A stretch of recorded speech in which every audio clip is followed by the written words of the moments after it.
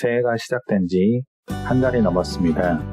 여러분은 새해 다짐을 어떻게 잘 지키고 계신지요? 작심삼일이란 말이 남의 얘기가 아니라 나의 얘기가 된 건 아니지요? 그래서 오늘 함께 소개할 책은 나는 습관을 조금 바꾸기로 했다입니다. 우리는 의지가 부족해서 새해 다짐이 실패한다고 생각합니다. 하지만 작가 사사키 후미오는 의지보다 습관의 문제라고 말하고 있습니다. 이 책은 1장에서는 의지력이란 도대체 무엇인가에 대해서 말하고 있고요.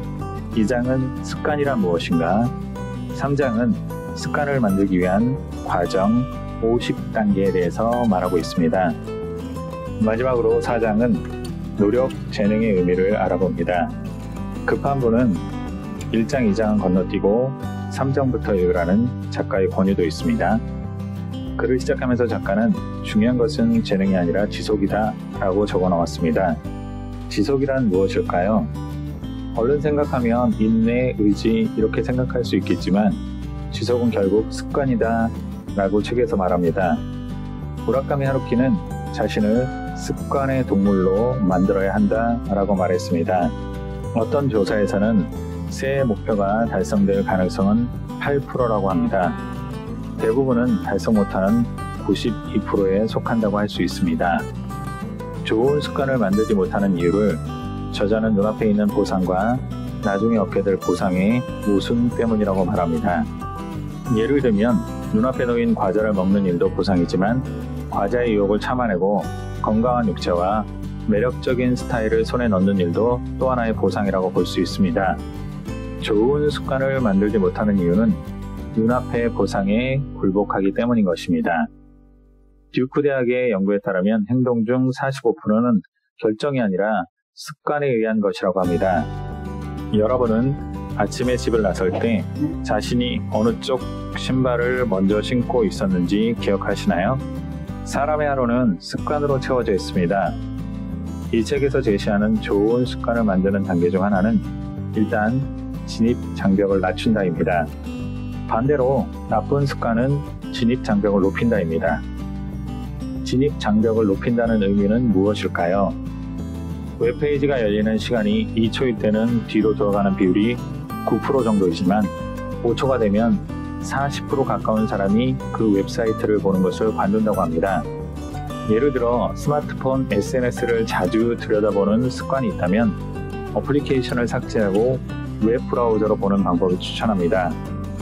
그리고 보고 나서 매번 로그아웃을 합니다.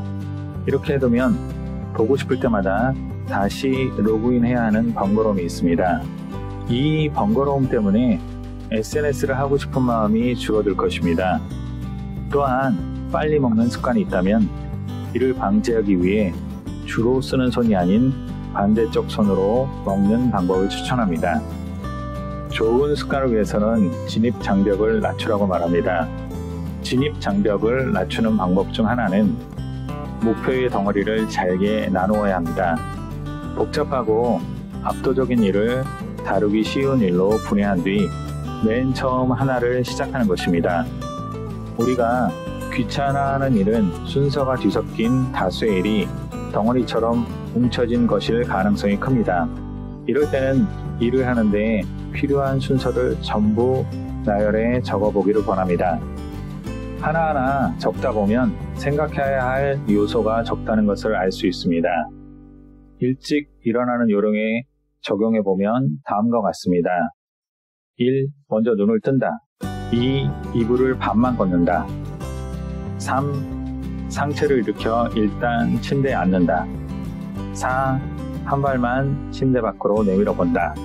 목표는 말도 안 되게 작게 잡아야 합니다.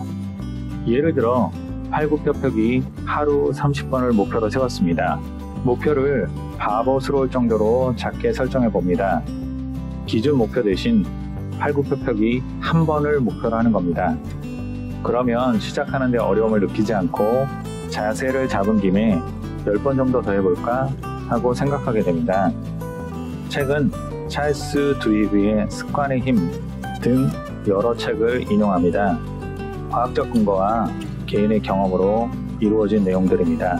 재능과 노력이 아닌 꾸준한 습관으로 인생이 바뀌는 경험이 되길 기원합니다. 저자의 말처럼 재능과 노력의 컴플렉스에서도 벗어나는 계기가 되길 바랍니다. 감사합니다. 북로드였습니다.